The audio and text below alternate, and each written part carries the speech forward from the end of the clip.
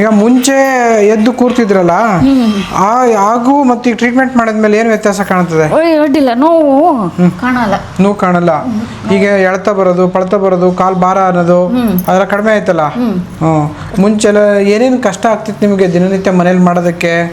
ಕಷ್ಟ ಹಿಂಗೆ ಕೂರಕ್ಕೆ ಬರ್ತಿಲ್ಲ, ಕುಂತ್ರೆ ಎದ್ದು ಕೂಡಲೇ ನೋವು, ಎಂತ ಕುಂತ್ನಪ್ಪ ಅನಿಸ್ತಿತ್ತು. ಕೂತ್ಕೊಳ್ಳೋಕೆ ಬೇಜಾರಾಗೋದು. ಈಗ ಟ್ರೀಟ್ಮೆಂಟ್ ಆದ್ಮೇಲೆ ಸ್ವಲ್ಪ ಈಸಿಯಾಗಿ ಕೂತ್ಕೊಂಡು ಹೇಳೋದು ಮಾಡ್ಬೋದಲ್ವಾ? ನೋವಿಲ್ಲ, ಕಡಿಮೆ ಆಯಿತು. ನೋವು ಕಡಿಮೆ ಆಯಿತು. ಯಾವ ಊರು ನಿಮ್ಮದು? ಎಷ್ಟು ವರ್ಷ ಅವ್ರಿಗೆ ಈಗ? 60. ಎಷ್ಟು ದಿನದಿಂದ ನೋವಲ್ಲಿ ಒದ್ದಾಡ್ತಿದ್ರಿ? 1 ವರ್ಷ ಆಗಿತ್ತು.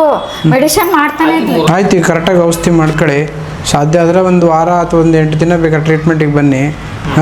ಬೇರೆದನ್ನು ಮಾಡೋಣಂತ. ಈಗೇನು ವಯಸ್ಸಾದ್ಮೇಲೆ ಇವು ಜಾಯಿಂಟ್ಗಳು ಹಾಳಾಗಿರ್ತಾವಲ್ಲ, ಇರೋದನ್ನ ಚೆನ್ನಾಗಿ ಮಾಡ್ತಾ ಹೋಗಬೇಕು ಅಷ್ಟೇ.